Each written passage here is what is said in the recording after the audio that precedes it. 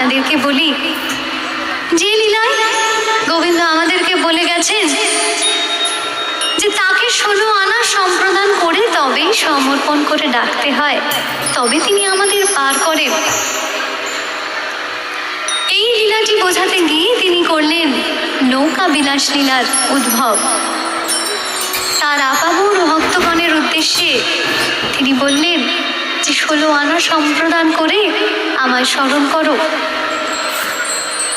তিনি এই লীলার প্রেক্ষাপটে বলছেন,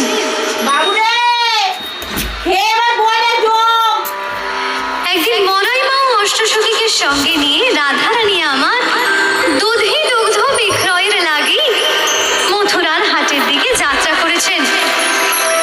কিন্তু পার করবে কে? ফিরে এসে তারা দেখে দূরে এক মাঝি তার সুসজ্জিত নৌকাখানি নিয়ে দাঁড়িয়ে আছে। সখীগণ শুধালেন, মাঝি, ও মাঝি। ধীরে ধীরে নৌকাখানি ঘাটে এনে মাঝি রূপী গোবিন্দ আমার শুধালেন, ও হে ব্রজ গোপিনীগণ, তোমরা কোথায় যাবে?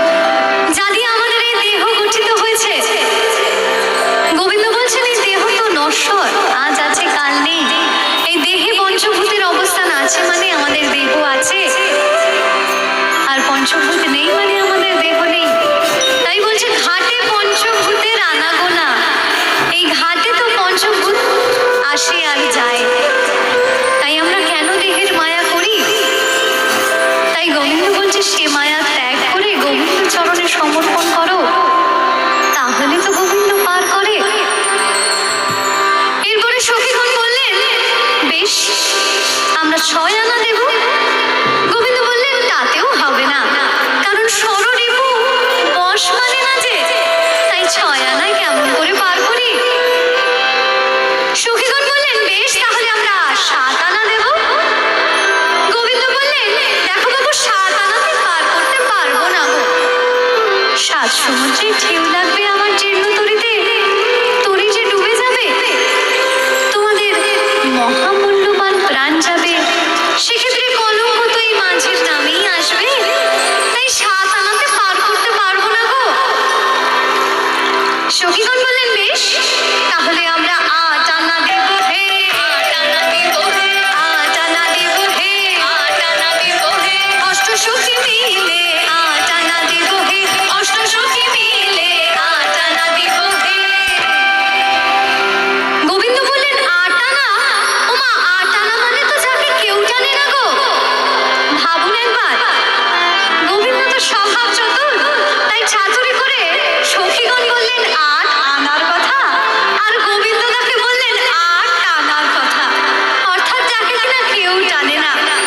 তাই গোবিন্দ চাতুরি করে বলছেন, আরে 8 টানা, 8 টানা, 8 টানা, 8 টানা, 8 টানা, 8 টানা, 8 টানা, 8 টানা, কেউ টানে না প্রাণের টানে, 8 টানা, 8 টানা, কেউ টানে না প্রাণের টানে, 8 টানা, 8 টানা। সখীগণ এবার বিরক্ত হয়ে বললেন, মাঝি তুমি 8 আনা মানে বোঝো না? 8 আনা মানে হলো গিয়ে 1 টাকার অর্ধেক গো, অর্থাৎ কিনা খণ্ড টাকা। এই খণ্ড কথাটি শুনে গোবিন্দ আবার একটু ছাতুরি করে বললেন, খণ্ড? কিন্তু আমি খণ্ড তো লই না, খণ্ড তো লই না, আমি খণ্ড তো লই না, খণ্ড তো লই না, অখণ্ড চৈতন্য আমি খণ্ড তো লই না, অখণ্ড চৈতন্য আমি খণ্ড তো লই না। বেশ, তাহলে আমরা 9 আনা দেব হে, 9 আনা দেব হে, 9 আনা দেব হে, 9 আনা দেব হে, ওহে ঘাটের 9 আনা বিক, 9 আনা দেব হে, ওহে ঘাটের 9 আনা বিক, 9 আনা দেব হে। সখীগণ বিরক্ত হয়ে বললেন, ওহে ঘাটের 9 আনা বিক, তুমি তো দেখছি কিছুই জানো না, আমরা তোমায় 9 আনা দেব, এবার তো পার করে দাও। গোবিন্দ বললেন, আমি যে নয়া নয়, অর্থাৎ আমি নতুন নয়, আমি যে যুগে যুগে পার করে আসছি। গোবিন্দ কি কখনো ঘাটের নয়া নাবিক হয় যে আমাদের যুগে যুগে পার করে আসে? তাই গোবিন্দ বললেন, আমি নয়া না, নয়া না, নয়া না, নয়া না, বহু যুগের পুরানা, নয়া না, নয়া না,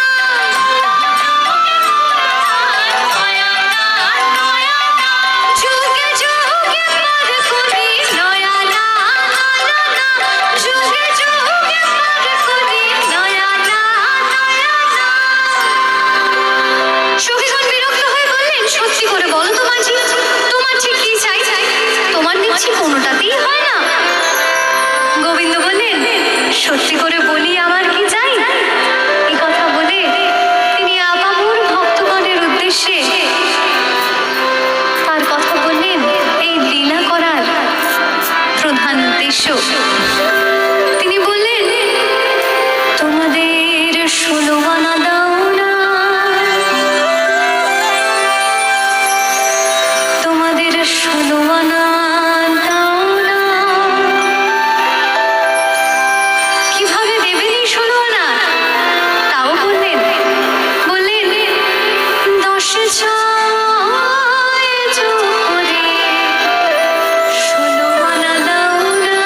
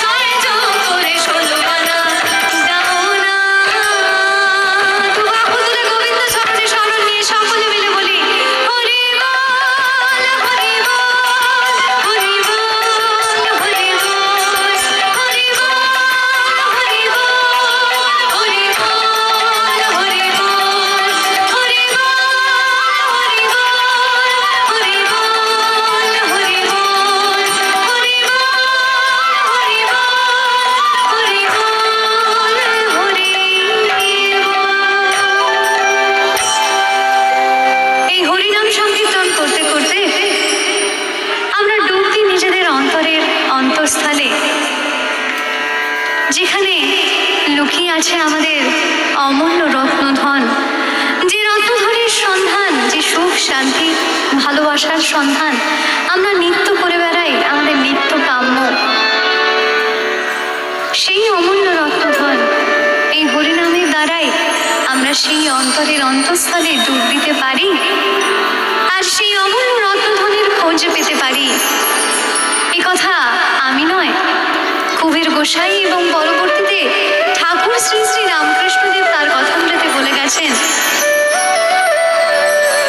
কি বলে গেছেন তার কথায় ও সুরে গানে গানে আমরা সবাই একবার শুনি।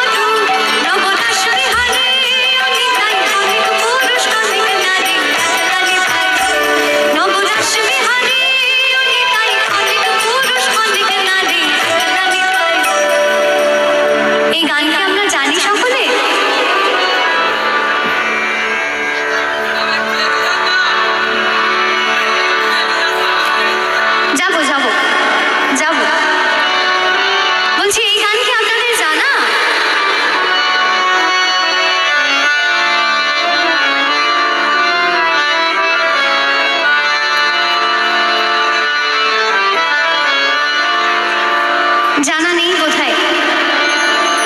তাহলে একবার সকলে তালে তালে সুর মেলাই। হরি নাম দিয়ে জগৎ মাতালে আমার একলা নিতাই, হরি নাম দিয়ে জগৎ মাতালে আমার।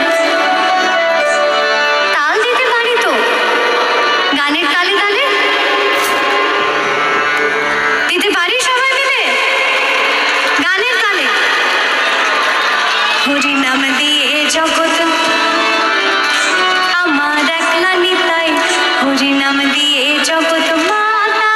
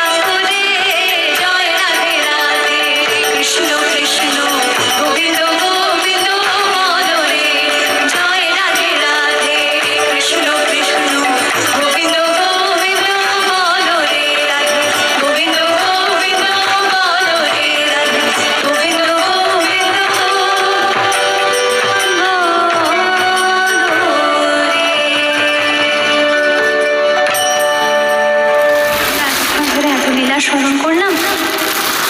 এই লীলা অকন্তি, অবারিত। তাই গোবিন্দের লীলা বোধহয় বলে কখনোই শেষ করা যায় না, আর এই জীবনে হয়তো শিখেও আমি শেষ করতে পারবো না। তাই যতটুকু যা গুরুদের কাছ থেকে শিখেছি, আপনারা ভালোবাসা দিয়েছেন, তাই সেই ভালোবাসার সঙ্গীতকে আপনাদের কাছে ছড়িয়ে দিতে এসেছি। কৃষ্ণ নামে বড়ই আনন্দ, এ নাম বড়ই মধুময়। তাই গোবিন্দের আমার অগুন্তি ভক্তবৃন্দ, কখনো কখনো ভক্তরা তাকে যে রূপে দর্শন পেতে চান, গোবিন্দ তাকে সেই রূপেই দেখা দেয়। তাই গোবিন্দের এক নয়, দুই নয়, 108 নাম।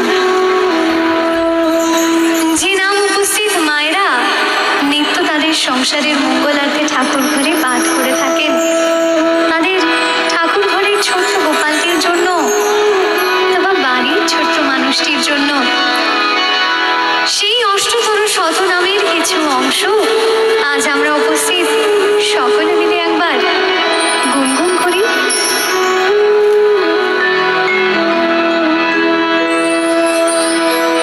জয় জয় গোবিন্দ, গোপাল গদাধর, কৃষ্ণচন্দ্র হর কৃপা করুণাসাগর। জয় রাধে গোবিন্দ, গোপাল বনমালী, শ্রীরাধার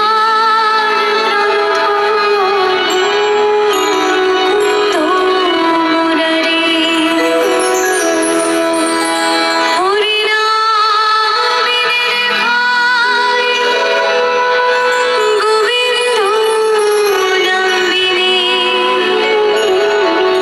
বিফলে মনুষ্যজন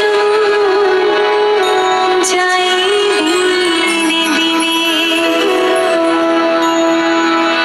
দিন গেল মিছে কাজে, রাত্রি গেল নিদ্রে, না বুঝিল রাধা কৃষ্ণ চরণার বৃন্দে। কৃষ্ণ ভজিবার তরে সংসারে আইন, মিছে মায়ায় বদ্ধ হয়ে বৃক্ষ সম হইল। ফলরূপে পুত্র কন্যা দান ভাই বলে, কালরূপে সংসারেতে অঙ্কুভাষা করে। এই গোবিন্দের জন্মগীত উপলক্ষে উপস্থিত মায়েদের কাছে আমার অনুরোধ, সবাই মিলে কি আমরা একবার উলুধ্বনি দিতে পারি? সব মায়েরা একসাথে বাড়িতে দিই তো, তাহলে আরেকবার দিই। যখন কৃষ্ণ জন্ম নিলে দৈবকী উদরে, মথুরাতে দেবগণ পুষ্প বৃষ্টি করে। বসুদেব রাখি আইলে নন্দের মন্দিরে, নন্দের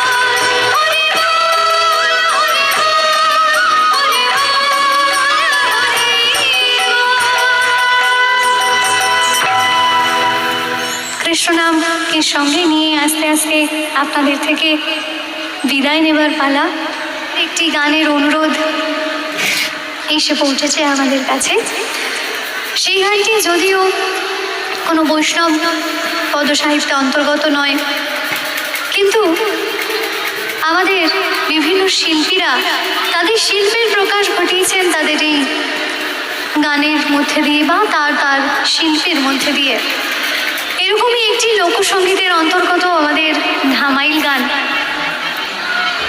সেই ধামাইল গানের যেখানে মেয়েরা নিজেদের অন্তরের ভাব নিজেদের সঙ্গীত দিয়েই পরিণত করেন, সেই গান যেখানে রাধারানী আজ কুঞ্জ সাজিয়ে প্রতীক্ষারত তাদের প্রাণনাথ